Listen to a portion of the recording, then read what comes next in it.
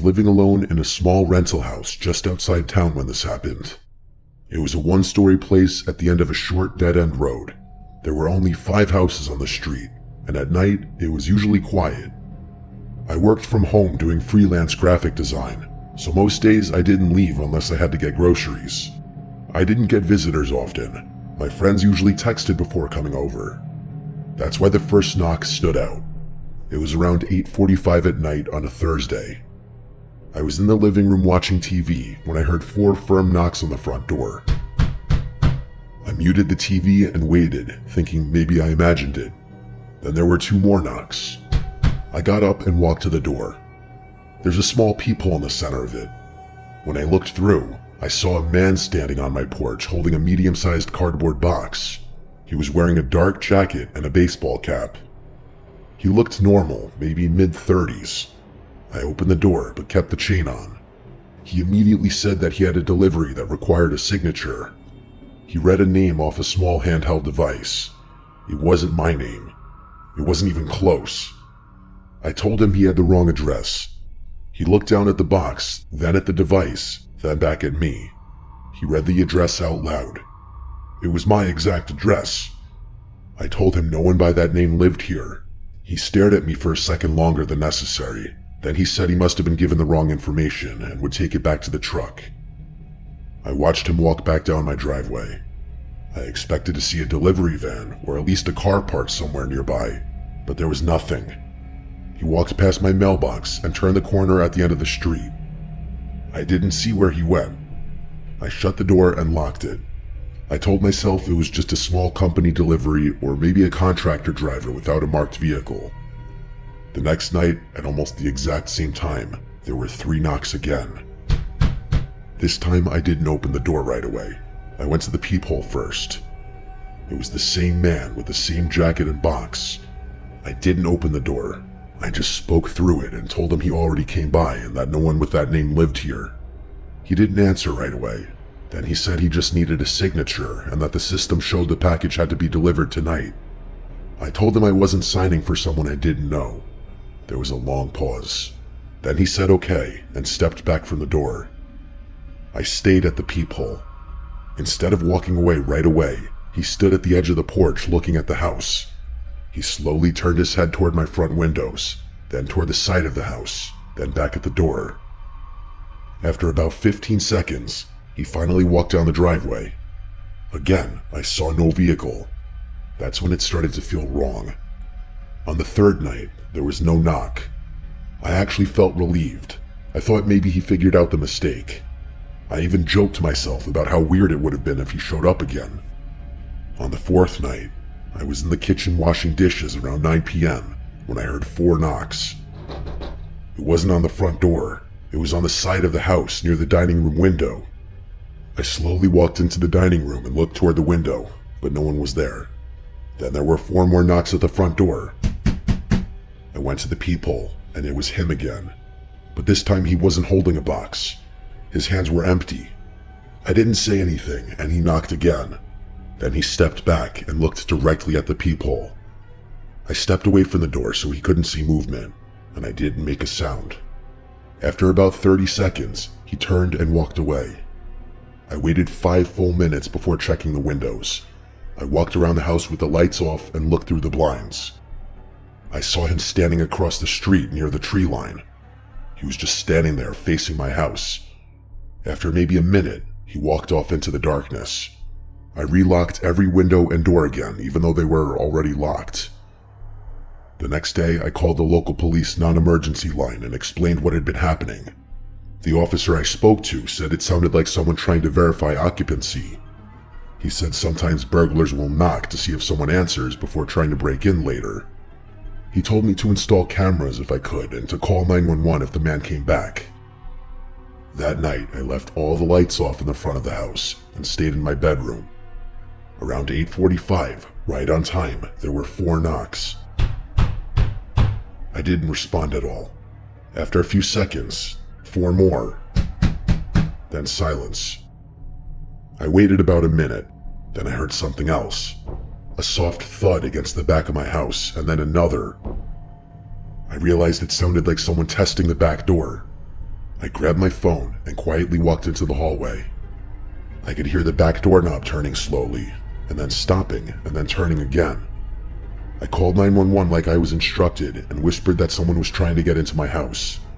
While I was on the phone, the knocking started again at the front door. The dispatcher told me officers were on the way. The back doorknob kept turning. There was more than one person. Then I heard the sound of something metal scraping lightly against the doorframe. After about 30 seconds, everything stopped. Even as it was totally silent though, I stayed on the phone until the police arrived. When they searched the outside of the house, they found fresh pry marks on the back door near the handle. The officer told me if I hadn't been home, the door likely would have been forced open. They drove around but didn't find anyone suspicious.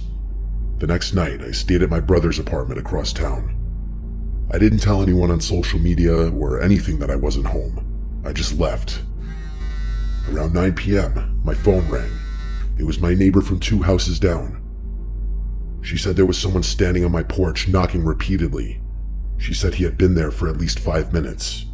She asked if I was home. I told her no and asked if he had a vehicle. She said she didn't see one. I told her to call the police. Officers arrived and questioned him. Later that night, an officer called me and said the man claimed he was trying to deliver a package, but he misplaced it. He had no company ID and no marked vehicle. They warned him to stay away from the property. 2 days later, police arrested him in a nearby neighborhood after he was caught attempting to break into a house where the owner was out of town. In his car, they found multiple empty cardboard boxes and a small handheld scanner that wasn't connected to any real delivery company. During questioning, he admitted he would knock with a fake package first. If someone answered, he would leave and mark the house as occupied. If no one answered after multiple attempts, he would come back later and force entry. He told detectives that sometimes he would knock several nights in a row to see if the pattern changed. If lights were on one night and off the next, he assumed the house was empty. Hearing that made me realize how close I was to not being home that first week.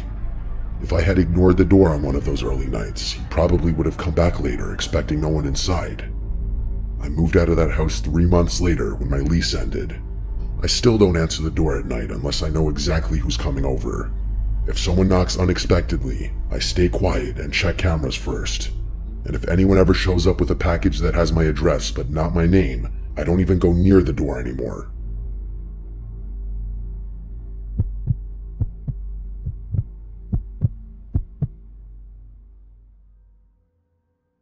This story starts in the lead up to Christmas. To set the scene, I live near Glasgow in Scotland. I stay with my parents, siblings, cats, and dogs. We're a close-knit family and often spend nights together in the living room watching TV, playing games, and catching up on our lives.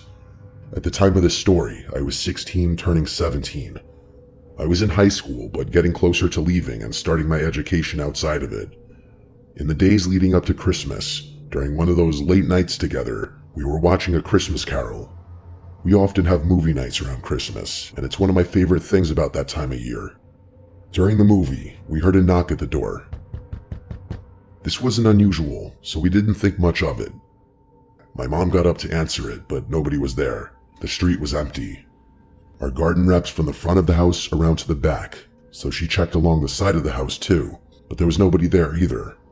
She came back inside, and we resumed the movie. A few days later, I was sitting at the living room table doing exam work when I heard another knock. I paused my work and went to answer the door, but again, nobody was there. We assumed it was probably neighborhood kids playing a prank. Where I'm from, kids sometimes get bored and cause trouble instead of finding something better to do. In Scotland, there's a game called Chappie, where kids knock on someone's door and run away laughing. It's stupid, but as a kid, the adrenaline rush of someone opening the door to nobody there can be weirdly fun. We have a family group chat where we keep each other updated on things, and throughout that week, several family members mentioned experiencing the same thing. The one that stood out the most was something my dad experienced. At the time, my dad usually stayed up later than everyone else, either playing Xbox or watching shows once the house was quiet. One night around 11:30, when the street was silent and all the kids would have been inside, he heard a very quiet knock. He was confused because of the time. He checked through the peephole before opening the door, but he saw nobody. He slowly unlocked and opened the door to look outside. Again, nobody was there, just a quiet, empty street. He locked the door and came upstairs to ask if anyone had heard it, but because the knock was so quiet, nobody else had. This started to unsettle us because it had been happening repeatedly. Nobody had ever seen or heard anyone outside except for the knocking itself. Usually when kids do this, you hear them laughing or running away. This felt different. Christmas Day is when everything escalated. We spent the day with family, opening presents, sharing gifts, watching movies, playing games, and eating way too much food. It was a great day. Later that night, I felt sick from eating so much, which I always do Christmas, so I went upstairs to lie down. I ended up dozing off and woke up hours later. When I checked my phone, it said 2:01 a.m. Everyone else was in bed and the house was completely silent. I knew I wouldn't be able to fall back asleep because once I woke up, it's hard for me to sleep again no matter what time it is. I stayed on my phone in the dark scrolling social media instead of turning the TV on, watching Christmas present haul videos and messaging friends who are still awake. It's normal during Christmas break when there's no school or responsibilities and you try to enjoy the freedom before going back to exams and routines. After a while, I heard a faint knock. I wasn't sure if it came from my door, my window, or if I imagined it. I sat up straight in bed, staring into the dark room with my heart racing. I didn't want to move. I knew nobody should be outside at that time on Christmas night. I didn't know if the past few weeks were just getting into my head, or if someone was actually inside the house. My room is on the second floor, so someone being at my window would be very unlikely. After what felt like forever, I finally worked up the courage to open my bedroom door. As I did, I heard what sounded like footsteps coming up the stairs. My brain immediately assumed it was my dad coming up to bed after staying up late like he usually did. I stepped into view of the staircase to tell him I was still awake and heard the knocking again. That's when I realized it wasn't my dad. It was a man I'd never seen before. I immediately felt sick when I saw him. I wondered if this was the person behind all the knocking. He was already inside the house. He was staggering as he climbed the stairs and looked heavily intoxicated. I slowly backed into my room, luckily without him seeing me, and I quietly shut my door. I could hear him walking around and opening doors, going into each room one by one. I remember thinking it was only a matter of time before he reached mine. I completely froze and didn't know what to do. It felt like all my common sense disappeared. Eventually, I opened my door slightly and saw him coming out of my younger sister's room. That's when my brain finally kicked back into action. I ran to my parents' room and woke them up, telling them there was a man inside the house. My mom woke up instantly while my dad was still groggy. We went downstairs together and found the man passed out on the couch with my dad's beers opened and scattered around him. My mom shouted at him to get out. He woke slightly and angrily insisted the house belonged to him. We tried to get him up, but he was completely dead weight. My mom slapped him trying to wake him, but he barely reacted. A few minutes later, my dad came fully downstairs, saw what was happening, and immediately took control of the situation. He shouted at the man that this was not his house and threatened him to leave. The man refused. My dad eventually had to physically lift him off the couch and drag him out the side door. He forced him outside and warned him not to come back before shutting the door. We thought it was finally over, but seconds later, glass suddenly shattered toward us. The man had punched through the window, sending broken glass inside. He pushed his face inside the broken glass like something out of The Shining while my dad went to call the police. The man started shouting aggressive threats, saying he now owned the house, that he knew what we looked like, and that he would return. Needless to say, we were all in shock. It was hard to believe someone would do something like this on Christmas night. Eventually he left, and the police arrived. They took statements from all of us. Mine was the longest since I had seen him first. Not long after, the police left. Luckily, because it was the winter, it had snowed that night, which is actually rare where we live since we usually just get slush. There was a clear trail of blood leading down the street. Police followed it to a nearby playground where they found the man lying on the ground with blood and glass in his hands. They arrested him after, and later confirmed they believed he was the intruder. Our window was replaced the next morning. We told my siblings what had happened. Surprisingly, they slept through the whole thing, probably knocked out from all the Christmas food. Later, I got a restraining order against the man because of my age and the threats he made. He was fined for the damage and given community service instead of jail time. When police questioned him about the weeks of knocking at our door before the incident, he claimed he knew nothing about that and denied ever doing it. It turned out, he actually lived in our house years before we moved in. He claimed there was no bad intention and said he had simply drank too much while out with friends and accidentally went into the wrong house. Thankfully, nobody in our family was seriously hurt. The only injury was my mom bruising her wrist from slapping him while wearing bracelets. Apparently that hurts you more than the person you hit. To this day, we still have no explanation for the knocking that happened before that night. Even now, sometimes I feel like I hear a knock late at night. Maybe it's just in my head, or maybe it isn't. I guess I'll never know if it was him or someone else out there watching.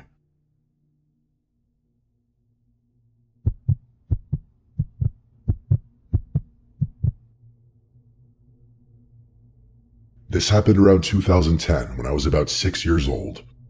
My family and I were living in a small neighborhood in Springfield, Oregon. It was my older brother, sister, my mom and I, as my dad was deployed at the time. I was really close with my dad and always took it hard when he was away. Late one night, I sat on the porch with my mom while she smoked a cigarette and we watched the rain. While we were sitting there, cold but enjoying the rain and each other's company, we noticed a man walking in the middle of the road. He was wearing one of those oversized yellow rain jackets. It immediately caught both of our attention because it was pouring rain really late and there was no one else usually out at that hour. We sat there watching him as he began walking slightly toward our driveway. My mom stood up, grabbed my hand, put her cigarette out, and we watched as the man stopped walking right next to our garbage cans in our driveway. My mom turned to take us inside and the man began yelling at us. I don't remember what he said, but I remember being so terrified as my mom rushed me inside. As soon as we got inside, my mom locked the door and turned off all the lights. At that point, I was terrified, and of course, being a kid, I started crying. My mom rushed my siblings and I, shushing us, and we all went and laid in my parents' king-size bed together as we were all a bit worried. But nothing else happened. There was no more yelling or noise or anything, so we all drifted to sleep. That night, I had a terrible nightmare I can still picture to this day. It was of a man in a big yellow rain jacket peering through our window. I woke up terrified and crying, literally shaking my sister awake just so I could tell her I was scared. I have no idea how much time passed.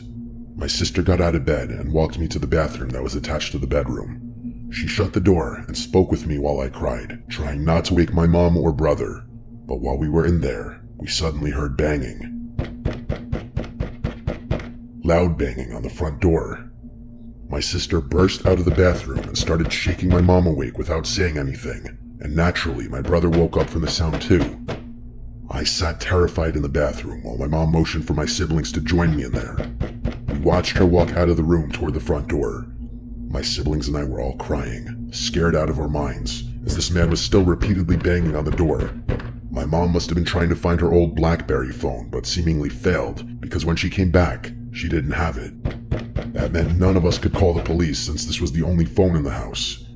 We sat there in silence listening to the man, who was now screaming and yelling for us to let him in while still banging loudly on the door. It was honestly a really hopeless and fearful night. It was just the five of us with no phone to call the police, and my dad, who is normally our protector, was gone. We sat there on the floor huddled together, freaking out and praying our neighbors would call the police, but nothing happened. Eventually the man left, but no police ever came. What was strange is that it was a small neighborhood where everyone lived close together, and our house specifically was a duplex, so how not a single neighbor heard this and called the police is beyond me. Eventually we went to sleep, and everything was okay for a while, but not even a few weeks later, still just the five of us at my home, my family woke up to my front door wide open, along with a window open and a huge hole cut into the window screen. My mom immediately called the police. There were lots of random items missing, including my piggy bank filled with all my holiday savings, along with random items around the house. But the most disturbing thing missing was a giant vase filled with cash and coins that my family had been saving for months. The sickening part was that it had been on my nightstand right next to my bed where we were all sleeping. This was a long time ago, and sadly my mom has since passed, and my dad wasn't there when it happened, so I'm not really sure what other details I might have missed.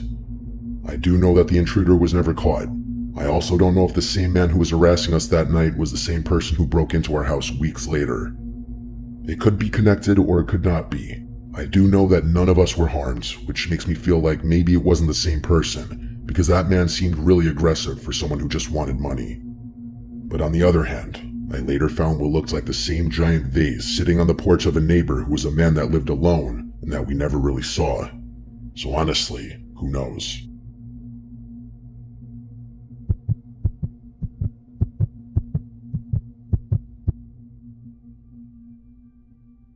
This happened to me almost 3 years ago, almost to the day, while I was in Idaho serving a full-time mission.